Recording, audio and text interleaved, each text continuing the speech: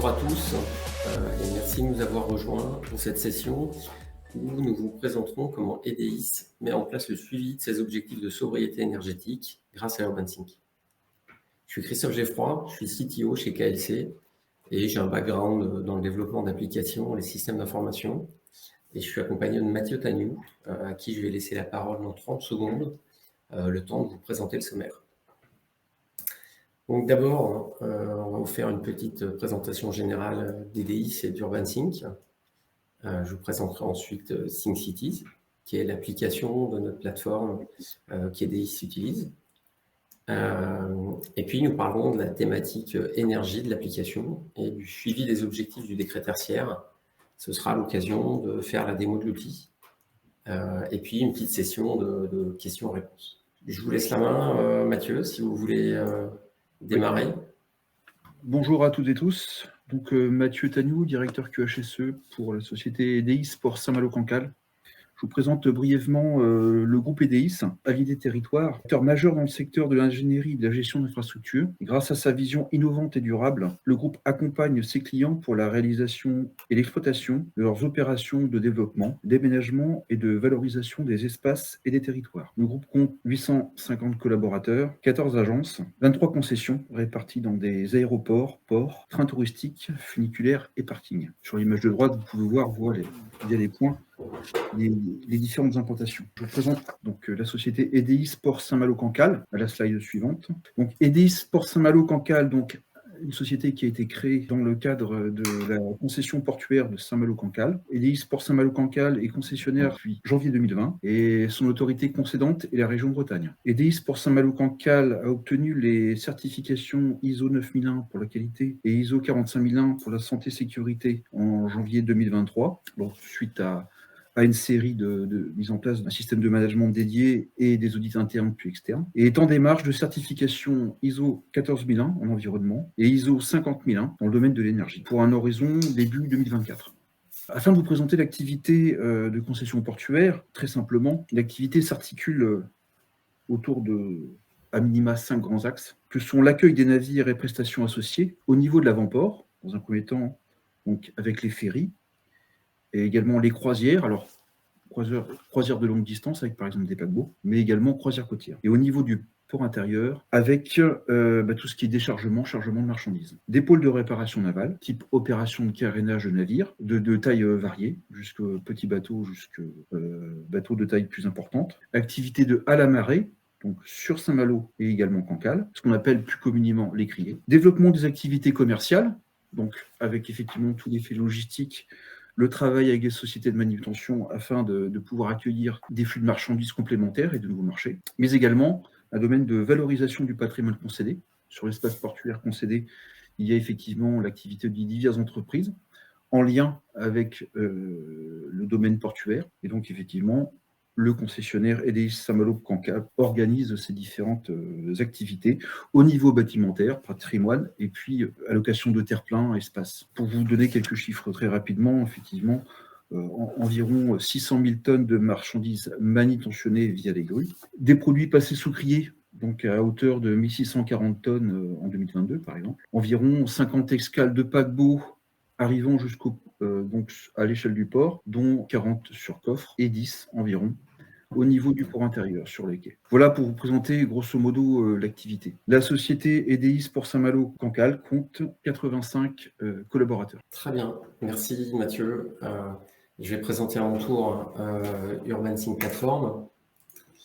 Donc UrbanSync Platform, c'est notre marque commerciale. L'entreprise s'appelle KLC pour Kintsugi Low Carbon. Alors j'imagine que la plupart d'entre vous ignorent ce qu'est le kintsugi, donc je vous laisserai aller regarder sur Google et découvrir cet art japonais.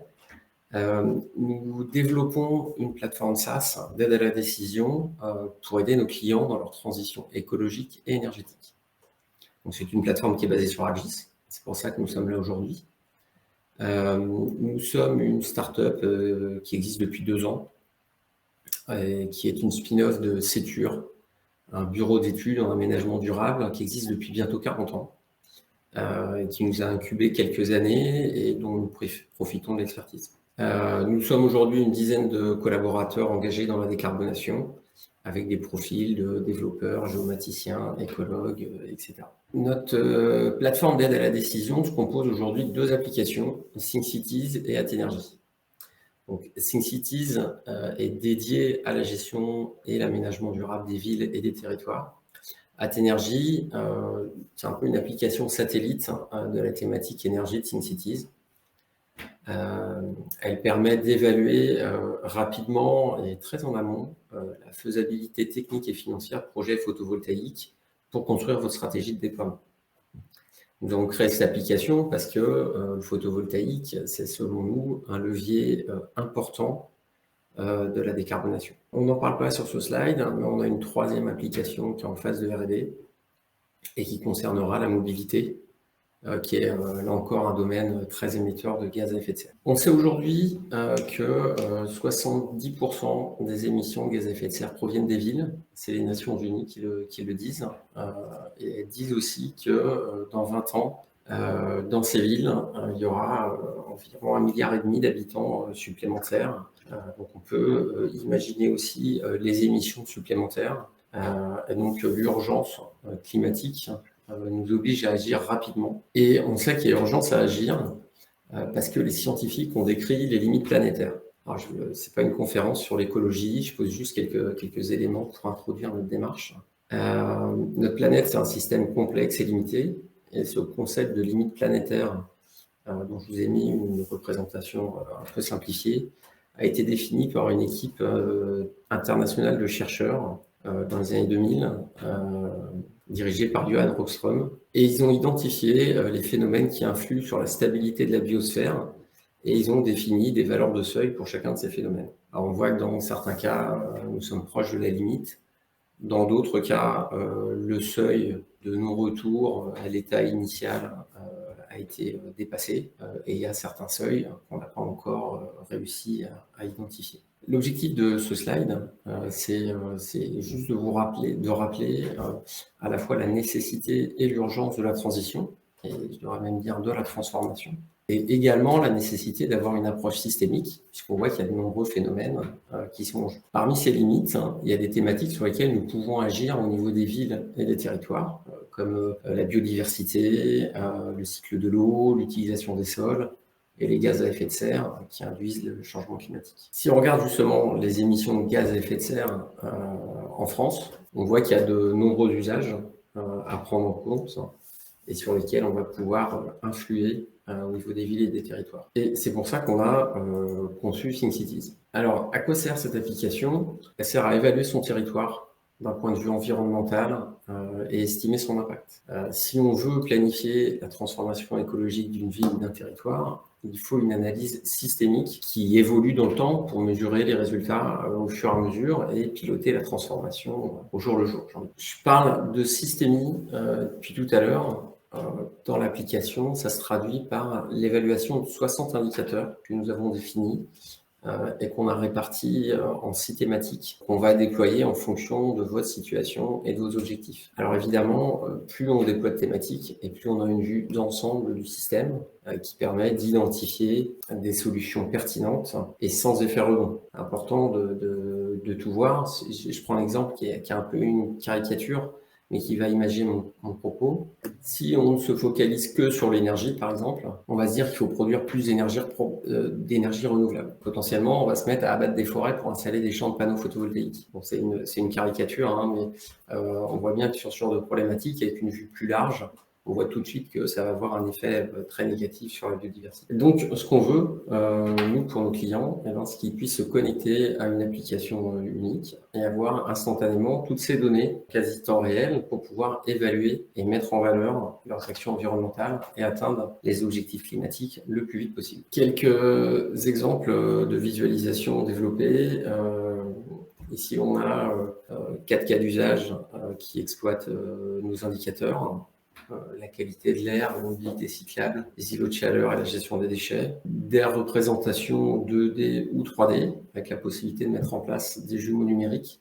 Ici, on a un cas d'usage biodiversité du jumeau numérique d'un client que nous avons présenté à ce même événement l'année dernière. Ici, il y a un dashboard qui permet d'avoir une vue d'ensemble de l'ensemble de nos thématiques qu'on retrouve en haut. Ici, on va venir simuler les impacts d'un aménagement d'un écoquartier en simulant les évolutions au fur et à mesure des livraisons des tranches.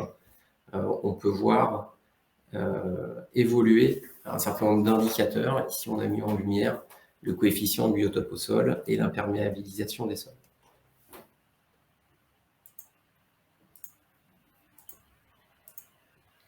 Ici, le suivi et la gestion de l'eau avec les réseaux et les consommations. Et ici, le suivi, la gestion de l'énergie avec les réseaux et les consommations. Ici, on voit l'électricité, le gaz et les réseaux de chaleur. Je termine sur l'énergie parce que c'est une des thématiques que nous avons mis en place pour EDIS. Et comme nous avons toutes leurs données de consommation géoréférencées réparties sur les bâtiments, nous leur avons proposé d'étendre l'application pour leur permettre de définir et de suivre leur stratégie de réduction de consommation en s'appuyant sur le cadre du décret tertiaire. Et en corollaire, de faire la déclaration opérant. Et je vais redonner la parole à Mathieu, qui va vous en dire plus sur ce sujet. Donc effectivement, pour poursuivre sur ce contexte et ce cadre d'intervention, aujourd'hui, à l'état des lieux, quand je vous ai parlé de certification ISO 9001, 45001, et futur 50001 en énergie et 14001 en environnement, ça fait appel à un certain nombre d'indicateurs de suivi de performance. Donc, beaucoup de reporting Excel, avec notamment des risques d'erreur liés aux saisies répétitives, avec effectivement un impact plus prononcé dans le domaine de l'énergie. La définition du besoin d'EDIS pour Saint-Malo-Cancale, donc il y a 2 ans, c'est effectivement dans le cadre du contrat de concession qui impose, qui demande effectivement l'obtention des certifications ISO 9001, 45001, 14001 et 50001, et à terme, il y a une démarche plus globalisée, un petit peu une labellisation de type RSE, selon la norme ISO 26000. Donc, ce qui viendra plus tard dans le cadre d'une maturité du système de management intégré. Donc, effectivement, définition du besoin, effectivement, pérenniser le suivi d'indicateurs de performance en optimisant donc le reporting et améliorer davantage la communication. Et le choix s'est porté donc il y a 2 ans sur une solution logicielle avec capacité d'évolution, à savoir UrbanSync. Donc par la suite, effectivement, dans le cadre du décret tertiaire en l'occurrence, la solution proposée par UrbanSync a permis d'utiliser la plateforme développée jusqu'alors depuis 2 ans, tout en proposant l'accompagnement nécessaire, avec la possibilité d'intégrer au fur et à mesure des années les EFA complémentaires, selon les besoins. Donc les fameuses entités fonctionnelles au sens du décret tertiaire. La plateforme UrbanSync intègre notamment la remontée automatique des consommations, avec notamment 30 points de livraison en électricité. À ce stade de l'avancement des travaux en commun sur la plateforme UrbanSync, la déclaration a été assurée sur Opera avant le 30 septembre 2023. La revue énergétique établie dans le cadre de la démarche ISO 50001, à laquelle nous nous sommes préparés, a permis d'affiner le plan de comptage en définissant le besoin en nouveaux sous-compteurs communicants qui pourront être intégrés par la suite à la plateforme. Donc, on va vous proposer effectivement un petit tour d'horizon de cette plateforme avec 2 cas particuliers de suivi d'énergie. Alors, donc là, à titre d'exemple, je vais vous montrer un cas d'école pour 2 types d'énergie, à savoir l'électricité et le gaz.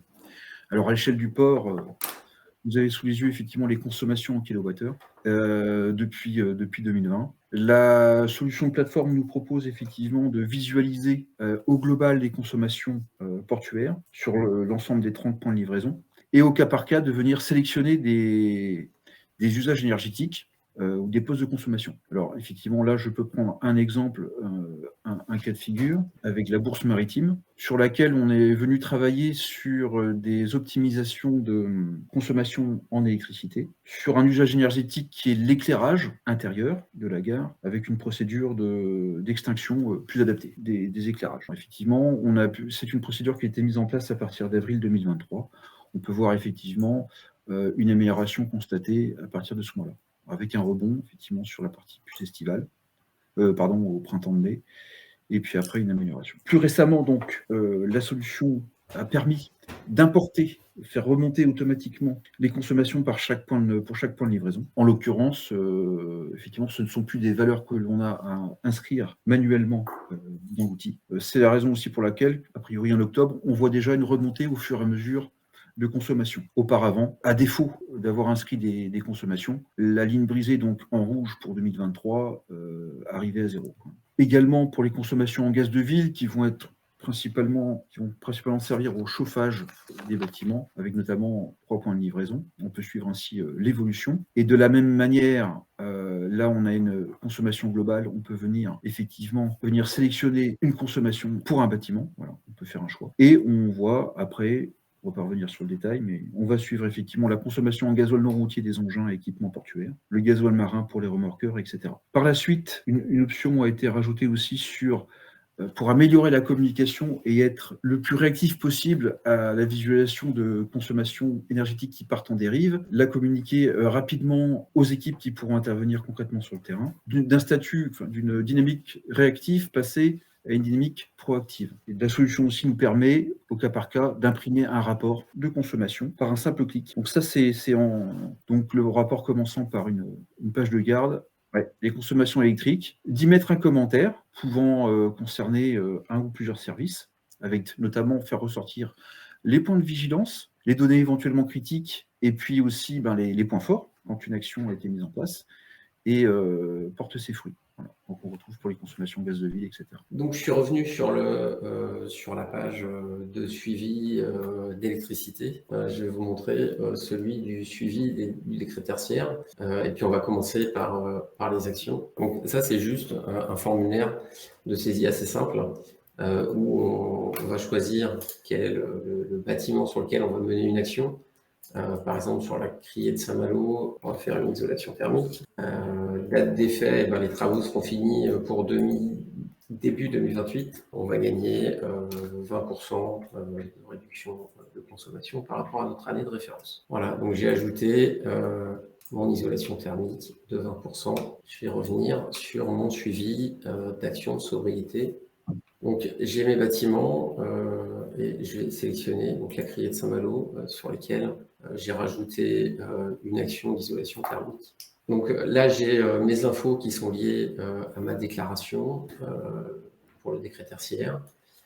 Et puis, j'ai la liste des actions pour ce bâtiment avec leur date d'effet et puis l'objectif de réduction. Et puis, en dessous, j'ai mes consommations projetées jusqu'en 2050. Mon année de référence, c'est 2019. J'ai les consos qui sont connus de 2020, 2021, 2022, et puis le calcul la projection des consos des années suivantes en prenant en compte mes différentes actions. Donc là, à partir de 2024, on a fait pendant toute l'année une campagne de sensibilisation des usagers. Donc on estime qu'à partir de 2024, on va gagner 5% grâce aux usagers qui sont devenus responsables. Et donc là, j'ai une baisse de ma consommation que je projette sur les années suivantes. Et puis, j'ai mon isolation thermique qui va jouer à partir de 2028, qui ne sera pas suffisante pour atteindre mon objectif de baisse de 40% en 2030. Je vois que je devrais être à 61 kWh par mètre carré et que je serai au-dessus d'un peu plus de 7 kWh par mètre carré. Si je prends l'exemple du carré, sur lequel on a défini des actions qui vont nous permettre d'être dans les exigences du décret tertiaire, j'ai toujours une sensibilisation des usagers et puis j'ai l'isolation thermique qui va être réalisée en plusieurs lots avec des livraisons en 2028, 2029, 2033. Là, on voit que je serai bon sur le passage en 2030, je serai bon en 2040. Par contre, je suis encore trop juste sur 2050, donc il faut que je vienne planifier d'autres actions. Alors l'intérêt, c'est évidemment de venir constater d'année en année où on en est et puis d'ajuster pour arriver à nos objectifs sur les différents points de passage. Et j'en ai fini avec la démonstration que je vais faire. On arrive à la fin de cette session et bonne journée à tous ceux qui ne retrouveront pas dans les 5 minutes.